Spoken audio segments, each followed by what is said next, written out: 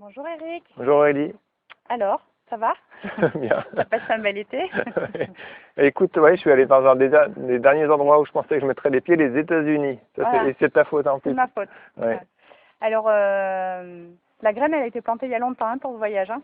Toi, c'était... Oui, la Clamate, il y a en 2005 et 2006, j'avais organisé une session de formation en Bourgogne avec Brian Clément. C'est quand t'es passé au cru. Ah oui, Oui. ça fait une douzaine d'années, enfin 11 ans. Et bon, à l'époque, on était 3 Pékins à parler de cru en France.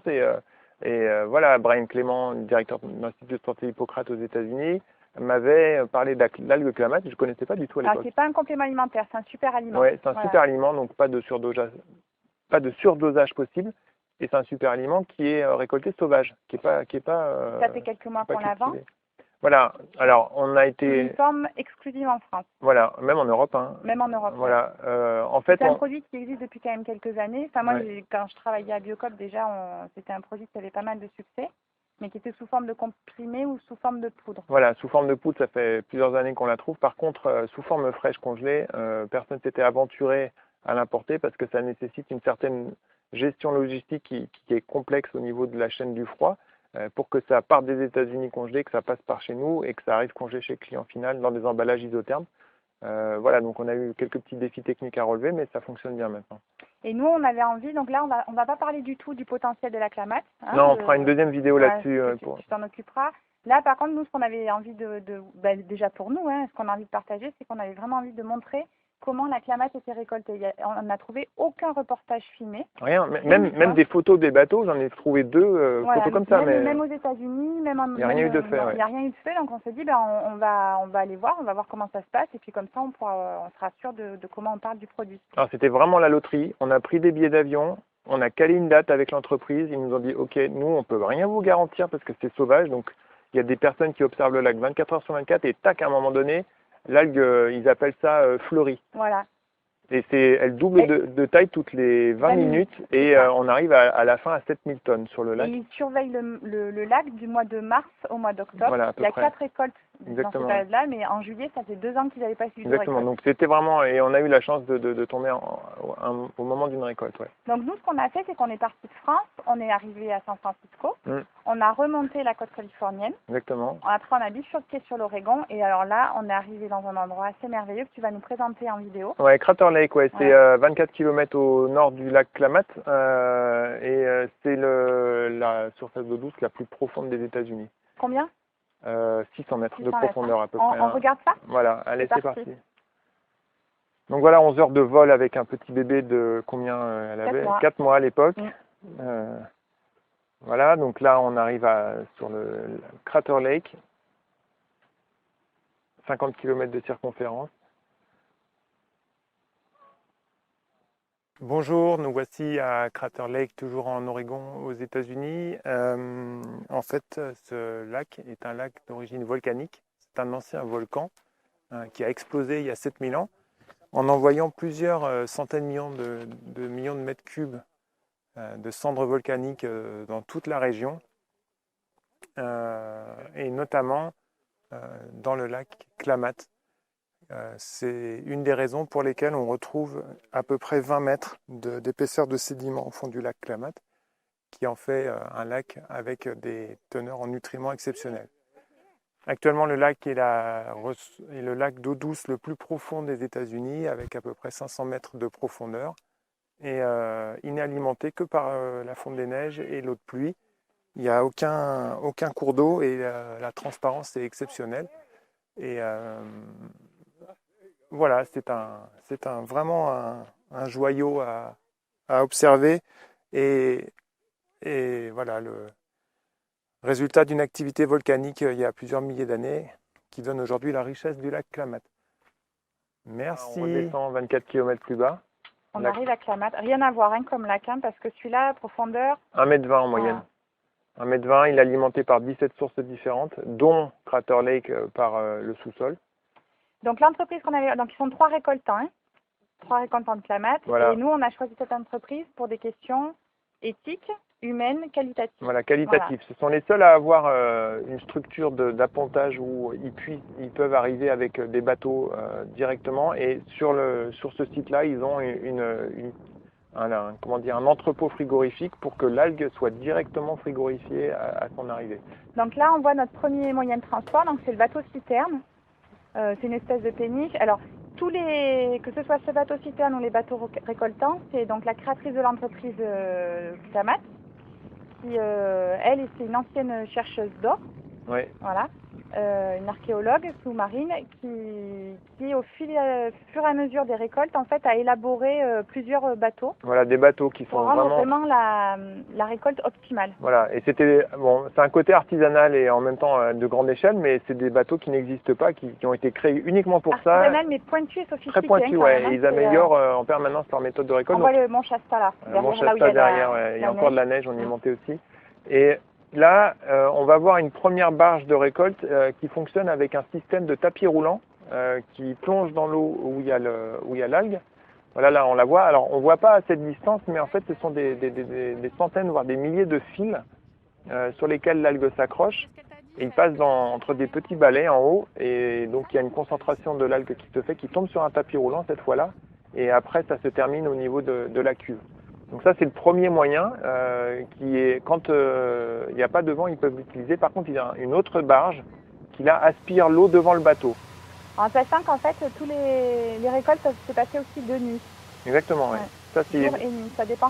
Parce que nous, on a eu encore plus de chance, c'est-à-dire qu'il n'y avait pas beaucoup de récoltes au mois de juillet qui se font, mais aussi c'est qu'il n'y avait pas beaucoup de vent. Parce que s'il y a du vent, l'algue se charge de sédiments du sol du lac, et là, en fait, elle est impropre à la consommation. Oui, elle est mélangée, donc c'est pas possible. Donc là, on voit, ça sépare l'eau. Là, on voit l'eau qui tombe en dessous, là, qui n'est plus du tout chargée en algues, et l'algue qui est concentrée devant ces grilles ou ces tapis. Après, elle est ramenée sur d'autres tapis roulants pour encore l'éliminer de l'eau. L'objectif, c'est de l'avoir la plus concentrée possible et de la transporter quand elle est sous forme pâteuse, quoi. Et elle appelle ça comment? C'est Clamat Mud. La mud, oui. Enfin, voilà. Donc là, c'est la cuve où tombe la Clamat. C'est celle-ci qui va être commercialisée après. Hein. Voilà, c'est ça qui est commercialisé, qui est transporté sous forme pâteuse vraiment dans la citerne. Donc là, on a eu l'occasion de la goûter sous forme fraîche. Est-ce que ça a le même goût que la spiruline fraîche? C'est plus neutre, je dirais. Ouais, ça n'a pas vraiment de goût. Non, ça n'a pas vraiment de goût. C'est assez neutre. Et, voilà, c'est l'or vert. Voilà, l'or vert, oui, exactement. C'est le seul endroit au monde où elle est récoltée. Il y a d'autres endroits où on peut la trouver, cette algue-là, même en Afrique, mais c'est le seul endroit où ils la récoltent et où ils la commercialisent. On dit que c'est le plus ancien, l'aliment le plus complet, le plus ancien de la planète. Ça plaît au bébé aussi. Voilà. Donc je dis à la goûter aussi. Et au niveau qualité. Alors il y a un homme qui est là, un employé qui qui est un biologiste en fait, un physicien. Et lui, tous les quarts d'heure, il va récolter la Clamat qui passe et il vérifie donc sa maturité, sa densité et sa pureté. Sa couleur. Et sa couleur, exactement, voilà. Ouais, sa couleur. Alors, différents critères qui sont observés de façon assez scrupuleuse et qui leur permet, eux, d'interrompre la récolte quand il y a trop de sédiments qui sont mélangés, quand il y a trop de vent. Et ça leur fait une base de données empirique pour améliorer d'une année sur l'autre des prévisions ou organiser les récoltes et les outils de récolte. Donc là, par exemple, c'était la charte de couleur par rapport à la maturité. Et là, on a le transfert dans la cuve. Donc il y a maximum 1h30, 2 heures entre le moment où l'algue est sortie de l'eau et où elle se retrouve réfrigérée, ce qui est exceptionnel. Hein. Donc en fait, eux, ils préfèrent privilégier donc, ce laps de temps plutôt que repartir avec une cuve pleine. Voilà. Si la cuve n'est pas pleine, ils y vont quand même. Voilà, ils y vont quand même, ils retournent sur le bord. Donc là, on est au bord du lac. Hein. Il y a un gros tunnel frigorifique qui est à 2-3 degrés, dans lequel l'algue est stockée sous forme de. Donc elle passe du camion citerne aux cuves. Aux cuves d'1 mètre cube. Voilà. Sous l'effet du froid, elle redevient beaucoup plus liquide. Elle perd ce côté un petit peu de purée. Pâteux. Là, on est dans l'entrepôt frigorifique qui est vraiment, on est à 20 mètres du lac là, hein, il est juste à côté. Et après, elle est transportée à la maison mère qui est à Clamat Falls, qui est à 20 minutes à peu près. Où nous, on s'est rendu après. Là. Voilà. Donc, on s'est rendu après donc, à l'entreprise un jeudi. Donc, jeudi, c'est le seul jour, ils mettent un jour par semaine en bouteille, prêt à la vente, et ils font 6000 bouteilles dans la journée. Ce jour-là, il y avait 6000 bouteilles de Calais à peu près. Ils exportent dans 43 pays dans le monde. Donc là, c'est ce qu'on a vu sur le bateau qui est mis en bouteille de façon assez simple. Et après, les bouteilles sont refermées et là, sont congelées. Là, on est à quelques degrés. On est à 2 degrés, elle m'avait dit, je crois. Et ensuite, les bouteilles sont congelées, prêtes à être expédiées aux 4 coins de la planète, quoi. Voilà, donc entreprise de 80 personnes à peu près, hein. 80 personnes, 80 employés entre les récoltants, entre l'entreprise là où ils font la mise en vente, la logistique et ensuite donc la centrale d'appel que tu présenteras tout à l'heure est très familiale. Il y a les enfants qui peuvent rejoindre les employés à midi pour manger. Ouais, en France ce serait pas possible. Hein. Impossible. Et puis alors super gentils, hein, ils nous ont vu arriver avec Julia, enchantés qu'on vienne en famille. J'avais prévu un petit gilet de sauvetage pour elle, des petits cadeaux, des livres sur la santé. Enfin c'était vraiment. On a été vraiment très bien accueillis, c'était très agréable. Ouais. Et puis voilà, toutes les personnes qui travaillent là-bas, elles aiment le produit, elles sont contentes d'y bosser. Enfin, c'est vraiment tout à fait, une ambiance. On a été très surpris de ce côté-là humain, quoi, en tout cas. Donc là, ils font quoi là? Ils les scellent, hein, ils les scellent, oui, avec un décapeur thermique. Ils mettent un anneau pour les sceller. Et après, donc ils font plusieurs lots et après ces lots sont mis à congeler directement dans un gros congélateur. Dans un gros congélateur. Et après, c'est expédié. Enfin, nous on les reçoit. Ensuite, elles arrivent congelées hein, dans un gros carton qui est isotherme. Voilà, là on voit le congélateur. Voilà, on voit le congélateur. Là où elles sont stockées. Et après, donc on est allé à la centrale d'appel. Voilà, la centrale d'appel. Moi, je n'aurais jamais pensé que c'était possible dans une entreprise. Donc une dizaine de personnes qui travaillent là et qui reçoivent les appels surtout des États-Unis, mais aussi au niveau international sur les personnes qui ont des questions particulières à poser sur cette algue clamate qui est récoltée sauvage là. Donc nous, c'était important de rencontrer ces jeunes femmes parce que on commence déjà à avoir des questions et ben voilà, c'est un super aliment, c'est pas un complément alimentaire, on n'est pas tout bib. Donc nous, on peut parler de la posologie. Oui, alors je citerai des études dans la deuxième vidéo que je vais faire, mais ça commence à 1 gramme par jour. Voilà. Entre 1 et... Enfin, nous, on consomme, enfin moi je consomme entre 10 et 15 millilitres par jour. Donc en fait, cette centrale d'appel, elle sert alors donc pour tout ce qui est dire combien de fois il faut en prendre par jour, à quel moment de la journée, est-ce qu'il faut la faire décongeler, la prendre en glaçon, c'est plein de questions comme ça. Après aussi, c'est des retours surtout clients. Voilà, exactement. Les gens me disent, voilà, moi je suis un sportif, j'ai pris ça dans une cure pour, par exemple, préparer un marathon ou l'Ironman ou quoi que ce soit. Qu'est-ce que ça m'a apporté? Des pédiatres aussi qui en parlent pour les enfants.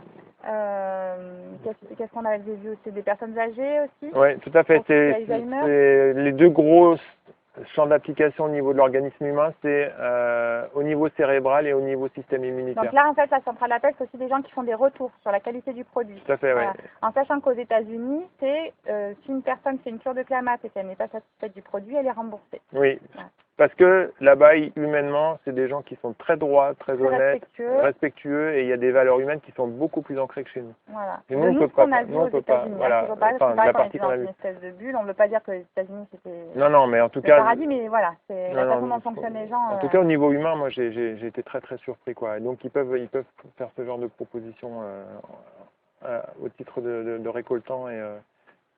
Alors, il y avait une phrase aussi rigolote. Quand ils décrochent, les standardistes, c'est. Qu'est-ce qu'ils disent déjà Je me souviens plus de la phrase. Ouais, ils disent une petite phrase. Une bonne journée à Key Food Life. Enfin, c'est très positif, quoi. Enfin voilà, c'est américain. Moi, je suis pas fan à fond des États-Unis, mais ils ont certaines choses qui sont positif, qui est assez sympa, qui est assez chouette, qui est assez entraînant et voilà. Bon. C'était chouette. Ouais, c'était chouette. C'était beaucoup de choses inattendues, assez uniques en fait, de pouvoir assister à ça. Moi, je me suis considéré comme chanceux. Enfin, nous, on s'est considéré comme chanceux. C'était un vrai voyage, un peu l'épopée là, de monter là-haut. C'était assez isolé. C'est la découverte totale. Hein. Assez isolé. Et puis voilà, le plaisir de moi pouvoir renseigner les clients et c'est plus facile maintenant d'en parler maintenant qu'on a vu. Ouais.